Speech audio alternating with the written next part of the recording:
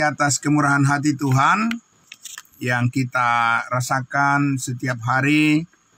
Ya, pada pagi hari ini Tuhan, saudara-saudaraku, kembali lagi Tuhan memberikan kita kekuatan baru untuk bersama-sama beribadah kepadanya.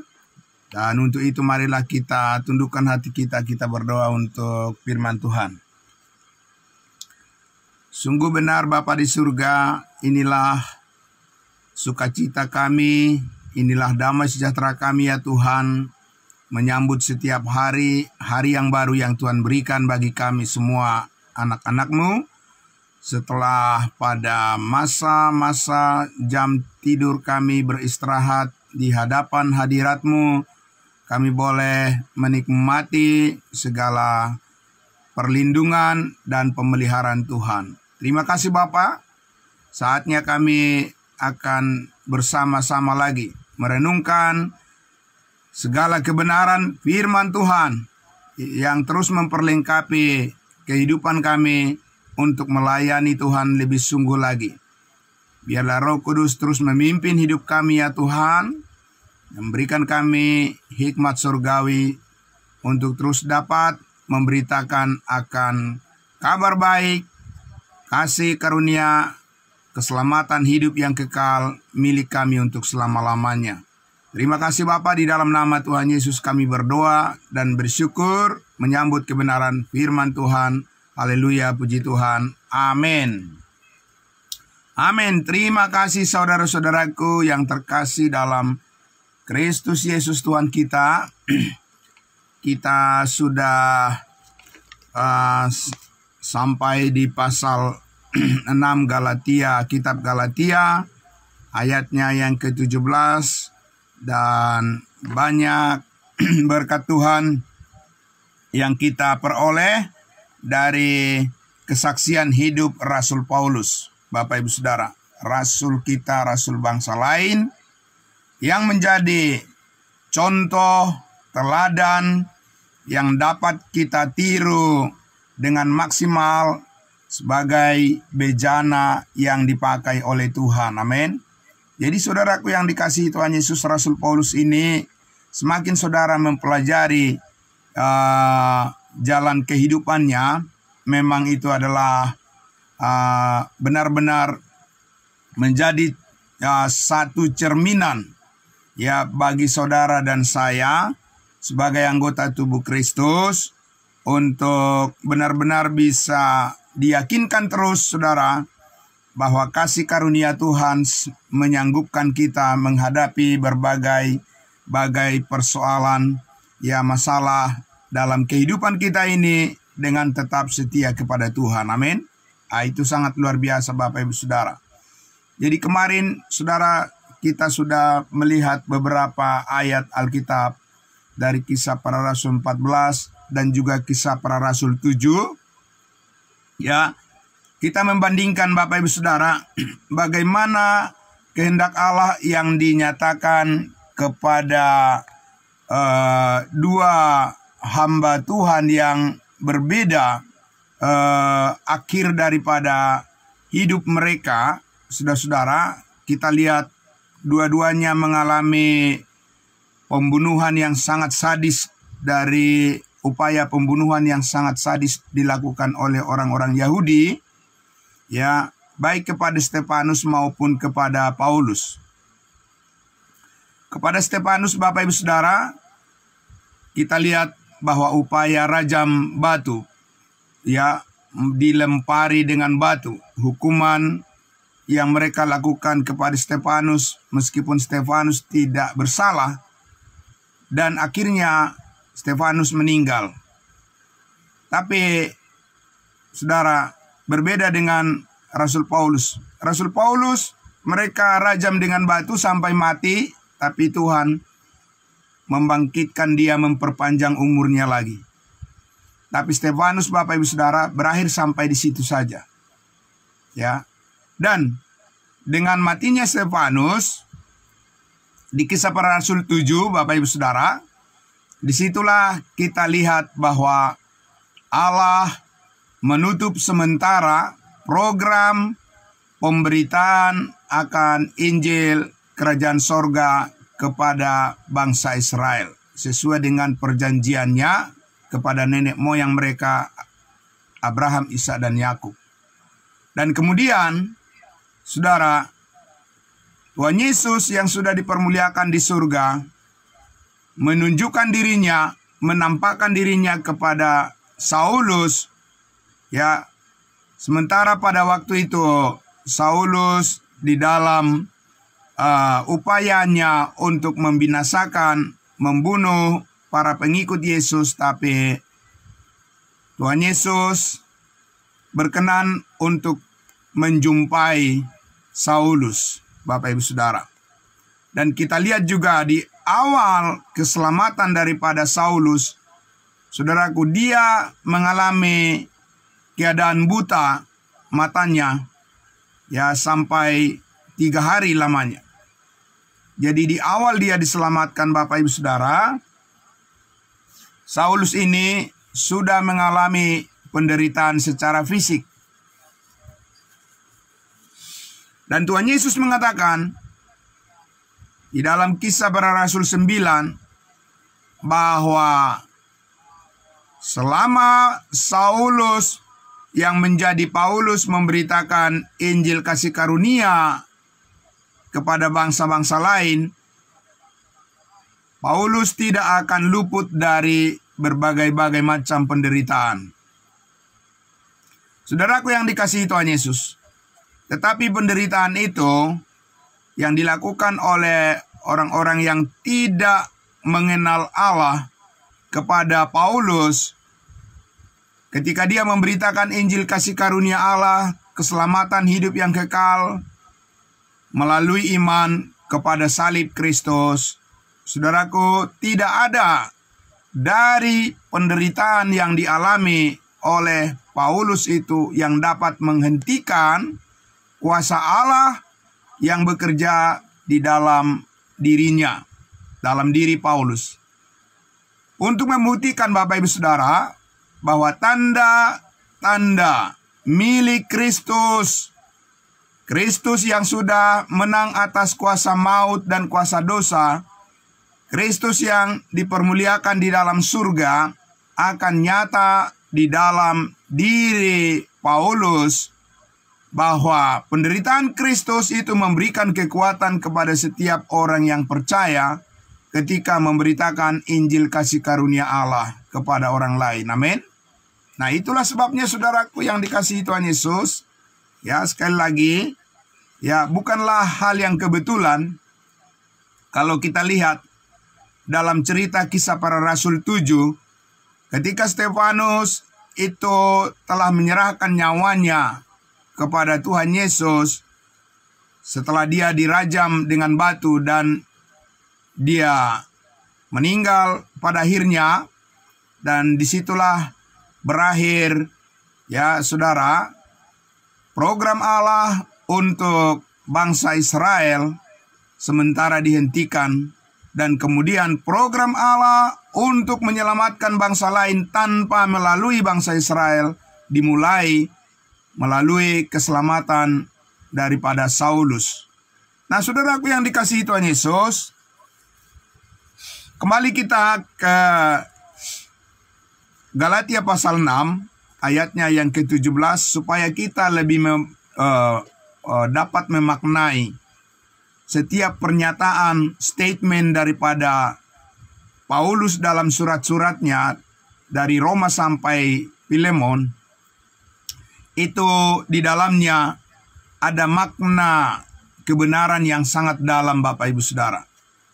Dan itu sangat menguatkan kita semua dalam menjalani kehidupan iman kita kepada Yesus Kristus Tuhan kita, supaya kita jangan terlalu dikuasai oleh ketakutan, oleh kekhawatiran dunia ini, karena kuasa Kristus menaungi kita, amin, di dalam Injil, kabar baik, berita sukacita, keselamatan kasih karunia Allah.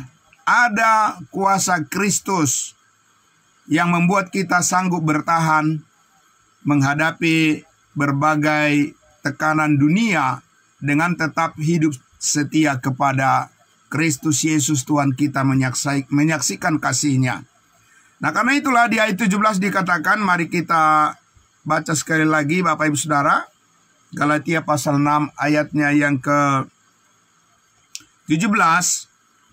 Apa yang dikatakan Paulus di akhir ya daripada surat yang dia tuliskan kepada jemaat jemaat Galatia maksud saya, pada jemaat Galatia, saudara, untuk ya menyatakan bahwa tidak kurang tanda-tanda ya di dalam tubuh jasmani Paulus untuk memperlihatkan bahwa ada kuasa Yesus Kristus yang bekerja di dalam dirinya, ya, yaitu kuasa Yesus Kristus yang menyatakan ya bahwa hidup yang kekal ya yang telah diterimanya, yang diterima oleh Rasul Paulus adalah hidup milik Kristus yang memampukan dia untuk menanggung segala beban, segala penderitaan dengan tetap hidup ya bergairah, setia, bersemangat untuk melayani Tuhan. Ya, kita baca di ayat 17-nya Bapak Ibu Saudara. Ya, ayat 17. Selanjutnya, janganlah ada orang yang menyusahkan aku, karena pada tubuhku ada tanda-tanda milik Yesus. Sekali lagi, selanjutnya janganlah ada orang yang menyusahkan aku, karena pada tubuhku ada tanda-tanda milik Yesus. Ini adalah sesuatu yang sangat kontras dengan keyakinan banyak orang yang ingin menyaksikan diri mereka adalah milik Yesus. Banyak orang yang berpikir tanda milik Yesus, tanda pengikut Yesus, tanda anak Tuhan adalah kalau hidupnya makmur, ya, hidupnya sejahtera, ya, kalau dia memperoleh segala hal, ya, yang bisa membuat dia terlihat tampil sebagai orang yang sukses dalam kehidupan ini, Bapak Ibu Saudara. Banyak orang yang berpikir bahwa itu adalah tanda anak Tuhan. Bapak Ibu Saudara, tidak demikian, Saudara. Sekalipun kita bersyukur dengan segala berkat yang Tuhan berikan kepada kita, tapi kalau berbicara bahwa kita adalah milik Kristus, Bapak Ibu Saudara, bukan diukur dari kelancaran segala sesuatu yang dimiliki secara materi di dunia ini. Sama sekali itu tidak tergambar di dalam kehidupan Yesus.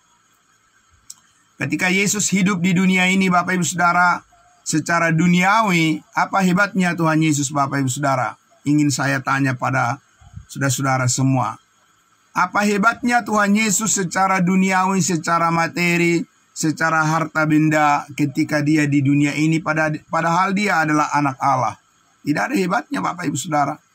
Tidak ada yang dibanggakan dari kepemilikan Tuhan Yesus dalam hal memiliki segala sesuatu yang mewah, ya, rumah mewah, Bapak Ibu Saudaraku, kendaraan yang mewah, segala macam. Tidak ada itu, Bapak Ibu Saudara.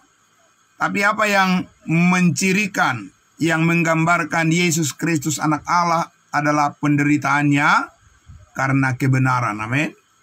Itu Bapak Ibu Saudara.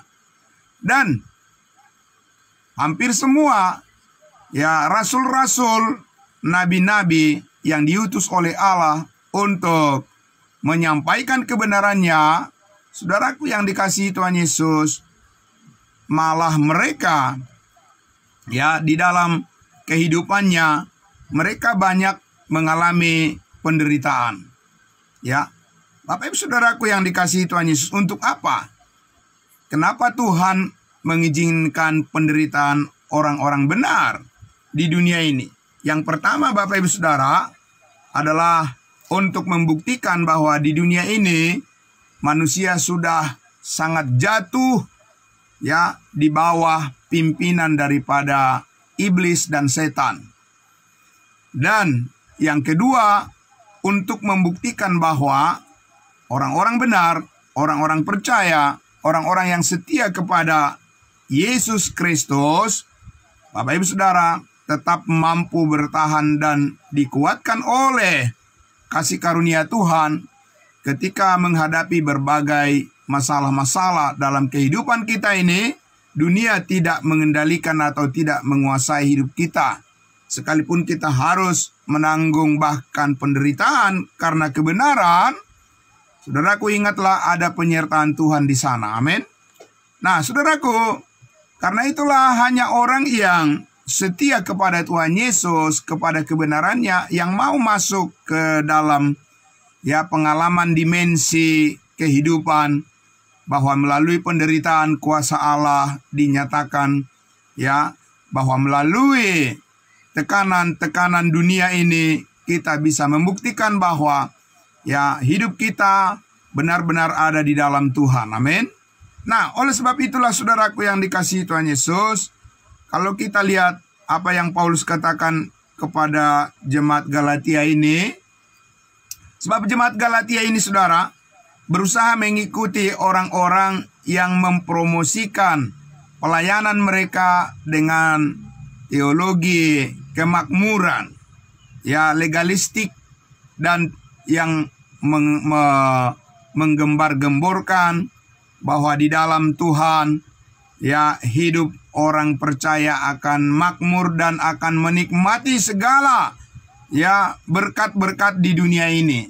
Dan Bapak Ibu Saudara, tidak heran banyak juga orang beragama Kristen yang tertipu dengan janji daripada para pengkhotbah bahwa kalau kita setia kepada Tuhan, maka hidup kita akan dicukupi, apa yang kita minta akan diberikan. Karena memang saudara, Yesus berbicara waktu dia di bumi kepada orang-orang Israel. Ingat Bapak Ibu Saudara, Yesus berbicara kepada orang-orang Israel, dan saudara dan saya bukan orang-orang Israel. Kita adalah anggota tubuh Kristus. Yesus menyatakan janjinya kepada orang-orang Israel bahwa mintalah apapun yang kamu minta, yang kamu inginkan, maka Tuhan akan memberikannya kepadamu. Ketuklah maka pintu akan dibukakan, dan mintalah apa saja, maka Bapamu yang di surga akan memberikannya kepadamu. Bapak Ibu Saudaraku yang dikasihi Tuhan Yesus, orang yang tidak mengerti Alkitab, orang yang tidak mengerti program Allah, apalagi mereka yang tidak mengerti rahasia Allah, akan banyak menjadi kecewa karena tidak mengerti apa yang dikatakan Tuhan Yesus. Nah, saudaraku yang dikasihi Tuhan Yesus, ada satu cerita siapa itu namanya? Ada seseorang yang tidak punya tangan dan juga yang kakinya pendek, itu siapa namanya itu? Yang sekarang menjadi motivator yang sangat kuat itu, bahkan sudah berkelas internasional dia. Saudaraku, namanya siapa? Fuji Kick Fuji Kick. Tidak punya tangan, dan juga tidak punya kaki, Bapak Ibu Saudara. Dan dia bersaksi bahwa dia berdoa kepada Tuhan supaya Tuhan memberikan tangan kepadanya. Dan terus dia berdoa kepada Tuhan supaya diberikan tangan kepadanya. Karena apa? Karena dia ingin menggendong anaknya. Dia sudah punya anak, Bapak Ibu Saudara. Saudaraku yang dikasihi Tuhan Yesus, tetapi apakah Tuhan memberikan tangan kepadanya? Tidak, Bapak Ibu Saudara. Jadi di mana janji Tuhan? Apapun yang kamu minta, mintalah segala sesuatu kepadanya, maka Tuhan akan memberikan kepadamu. Saudaraku yang dikasihi Tuhan Yesus, semua itu kesulitan yang demikian, kompleksitas daripada kehidupan di dunia ini, kalau kita belajar dari Paulus Bapak, Nick Fuji Kick, betul ya. Ya, saudaraku, itu namanya. Kalau Bapak Ibu Saudaraku, kita ingin memahami maksud Allah di dalam kehidupan kita ini, belajarlah dari kehidupan Rasul Paulus, Bapak Ibu Saudara. Karena Rasul Paulus adalah bejana yang dipakai oleh Tuhan. Ya, bahkan ketika dia berdoa untuk mohon kesembuhan karena duri di dalam tubuhnya, Paulus berpikir secara manusiawi, maka dengan sakit penyakit di dalam tubuhnya, dia tidak akan bisa bebas dan tidak bisa leluasa memberitakan Injil Kristus. Dan dia berdoa sampai 3 kali, Bapak Ibu Saudara. Tapi Tuhan Yesus mengatakan, cukuplah kasih karunia-Ku bagimu. Amin. Jadi saudaraku yang dikasihi Tuhan Yesus, jadi di sini kita tidak bisa memakai akal pikiran kita sendiri dalam hal bagaimana kita mengikut Kristus Yesus Tuhan kita. Haruslah kita bersandar kepada kebenaran-kebenarannya. Haruslah kita, Bapak Ibu Saudaraku, mendasarkan pengharapan kita kepada seluruh janji kasih karunia Allah. Sebab di dalam kasih karunia Allah kita pasti dicukupi. Amin.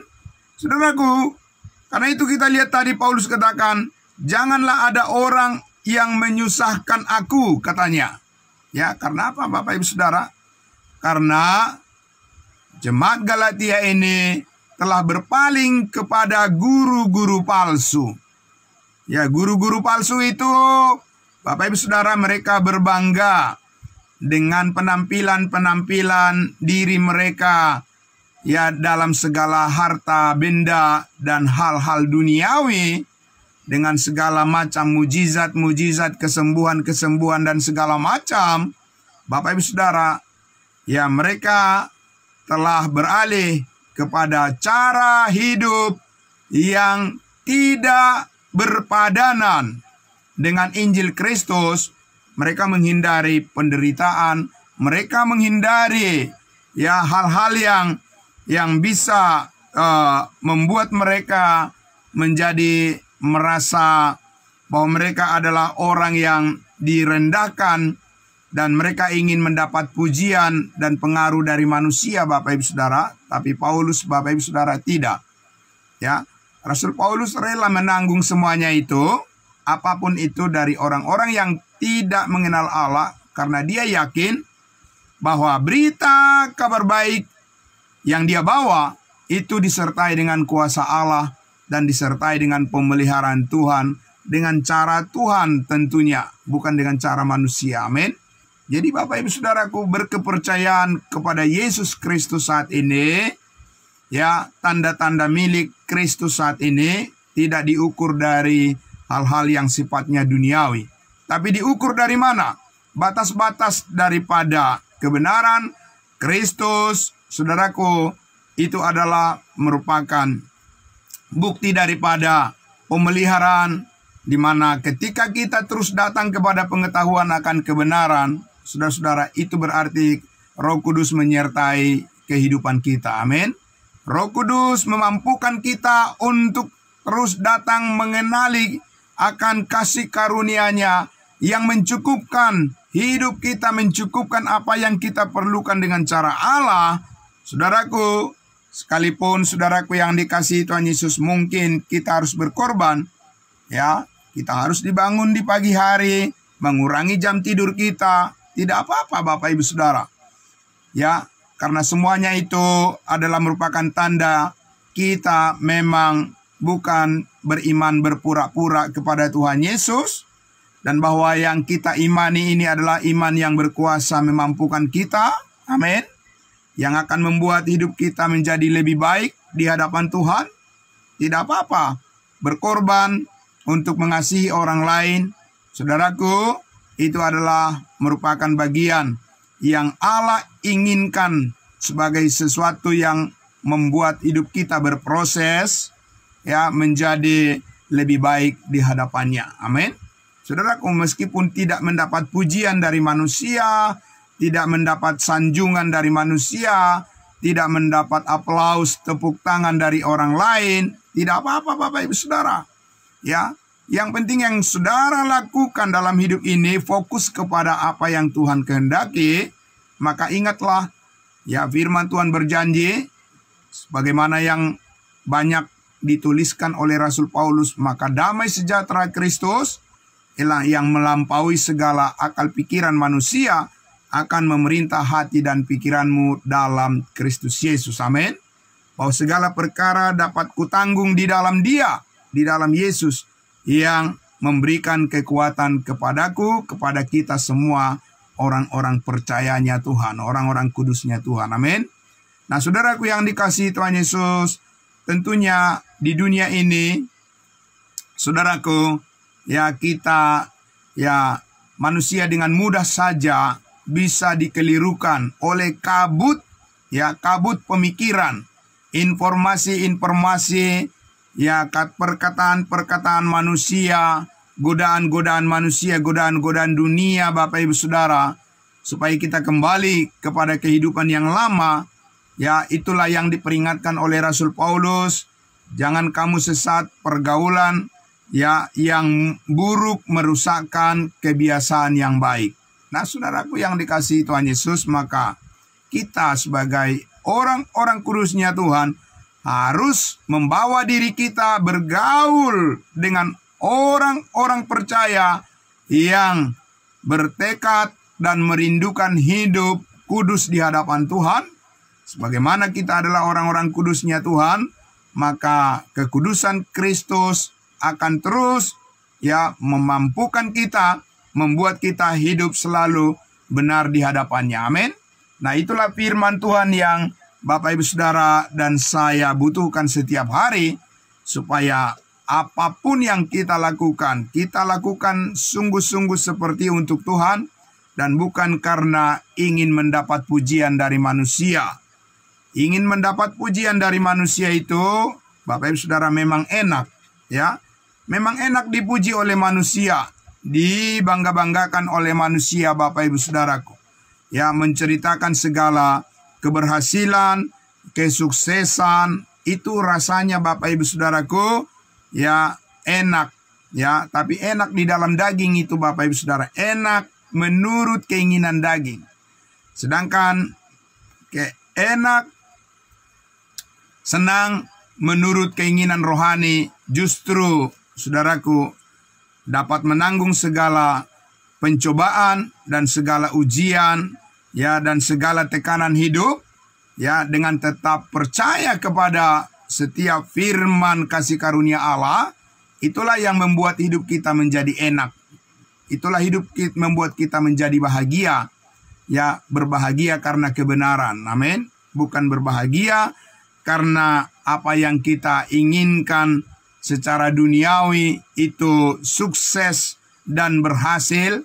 Itu hanya sementara saja, Bapak Ibu Saudara. Jadi hidup kita dibangun oleh nilai-nilai yang kekal, yang berkaitan dengan rancangan Allah di dalam kehidupan manusia baru kita. Karena kita ini adalah ciptaan baru, saudara-saudaraku, maka kita mempunyai juga batas-batas, patokan-patokan, ya, standar-standar Tuhan untuk menilai bagaimana hidup kita berkenan di hadapannya. Bukan manusia yang menilai. Ya, sebab manusia duniawi tidak akan dapat menilai manusia rohani. Ya, saudaraku.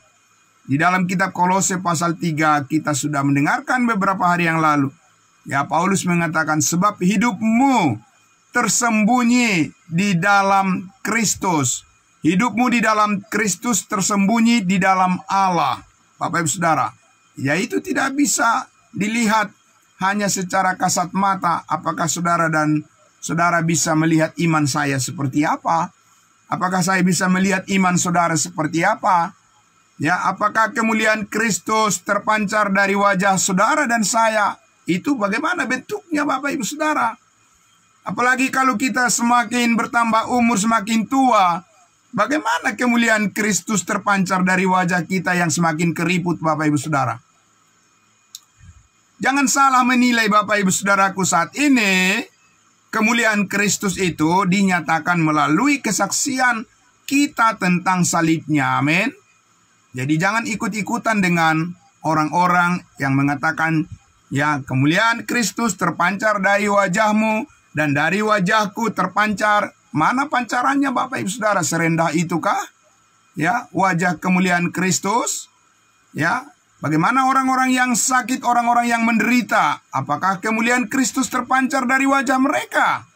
Ya, Bapak Ibu Saudaraku, yang barangkali ya mengalami penderitaan dengan keadaan yang sangat memprihatinkan seperti Paulus berkali-kali dipenjarakan, Bapak Ibu Saudara.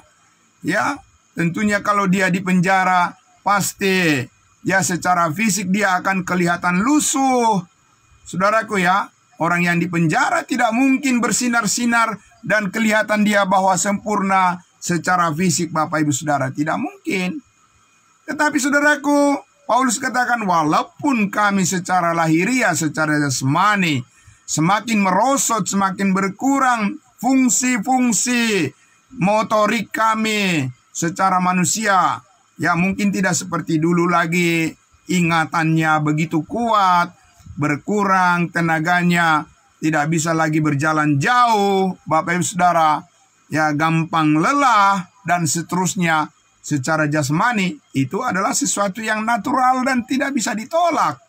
Bapak Ibu Saudara, kita hanya bisa berhikmat menggunakan tubuh kita ini dan merawatnya sedemikian rupa. Tetapi saudaraku, sementara kita sedang menjalani kehidupan ya di dalam proses secara alami, proses penuaan secara fisik di dunia ini, tapi Paulus katakan apa? Tapi manusia batiniah kami semakin diperbaharui dari hari ke hari. Amin. Saudaraku, itulah yang sangat luar biasa kasih karunia Tuhan yang membentuk hidup kita, manusia batiniah kita. Ada kerinduan yang besar terus-menerus untuk menolong orang lain agar mengenal kuasa salib Kristus yang memberikan kepastian keselamatan hidup yang kekal bagi setiap orang yang percaya. Amin. Dan di dalamnya ada sukacita Kristus, di dalamnya ada damai sejahtera Allah, dan di dalamnya ada kemuliaan wajah Kristus yang terpancar dari setiap pemberitaan kebenaran akan kasih karunia Allah. Amin.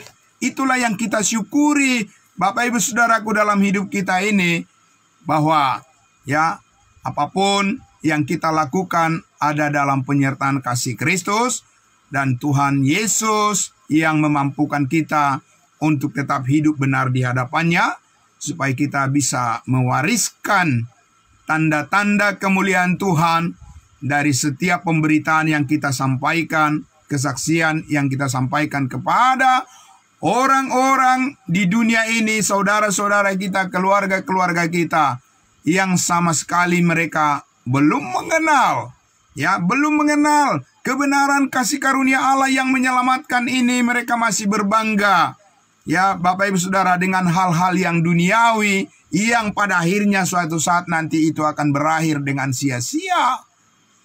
Hanya karena kita hidup di dalam kehidupan manusia baru, Paulus katakan itulah yang berguna di hadapan Allah. Itulah yang diperhitungkan oleh Allah sebagai kehidupan kita bersama dengan Yesus untuk selama-lamanya. Amin. Jadi karena itu Bapak Ibu Saudaraku, tetaplah setia di dalam setiap hal yang Tuhan percayakan kepada kita, harus kita kerjakan, harus kita lakukan dengan motivasi yang sungguh-sungguh, karena kita rindu agar Tuhan membuka jalan bagi kita, bagi orang lain sebanyak-banyaknya. Allah menghendaki supaya semua orang diselamatkan dan memperoleh pengetahuan akan kebenaran. Amin. Saudaraku yang dikasihi Tuhan Yesus, puji Tuhan. Ya, ini kita menjelang beberapa hari ke depan kita akan mengakhiri kitab Galatia 6 pasal, Bapak Ibu Saudaraku, dengan ratusan episode yang kita bersama-sama telah mendengarkannya, dan masih kita memerlukan lebih banyak lagi, dan akan terus, ya, firman kehidupan itu akan memenuhi hati kita, dan kita membutuhkan kekuatan yang besar dari Tuhan kita. Maka kita akan terus setia, ya saudaraku, untuk hidup bersama-sama, mendengarkan, menyimak, menyelidiki, memperdalam hati yang terbuka, ya, oleh Roh Kudus kita sambut dengan penuh sukacita bagaimana Tuhan mengubahkan hidup kita. Hidup yang baru ini menjadi selaras, ya, menjadi sesuai, ya, sejalan terus dengan apa yang Tuhan kehendaki dengan pimpinan Roh Kudus. Amin. Saudaraku yang dikasihi Tuhan Yesus, karena itu di pagi hari ini, mari saudaraku, ya, janganlah hendaknya kerajinanmu kendor, dan biarlah rohmu menyala-nyala. Ya, saudaraku, biarlah rohmu menyala-nyala dan layanilah Tuhan. Amin. Mari kita berdoa. Bapa di dalam surga, terima kasih. Kami sangat bersyukur di pagi hari ini kembali lagi firman-Mu menegaskan kepada kami kerinduan-kerinduan yang besar bagi kami Tuhan. Untuk lebih dalam lagi masuk kepada keadaan hidup dengan dimensi yang tidak terbatas di dalam kasih Kristus yang sempurna.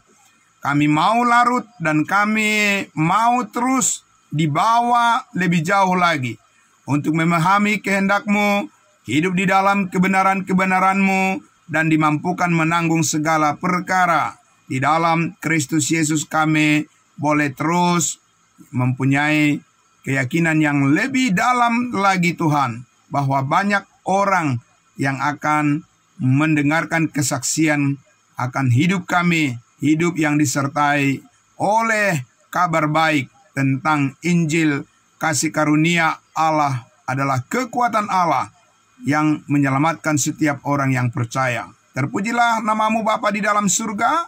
Di dalam nama Tuhan Yesus kami berdoa dan menyerahkan aktivitas kami pada hari ini, satu hari penuh. Kami mau melakukan segala sesuatu seperti untuk Tuhan. Terima kasih Bapa dalam surga, dalam nama Tuhan Yesus kami berdoa dan bersyukur. Haleluya. Amin. Amin. Terima kasih. Selamat pagi semuanya. Salam kudus buat kita. Salam. Ya. Pagi Bapak Ibu semuanya. Jumpa lagi kita besok pagi. Saya serahkan kepada hambanya Bapak Pendeta Pardosi untuk membawa acara kita selanjutnya. Terima kasih.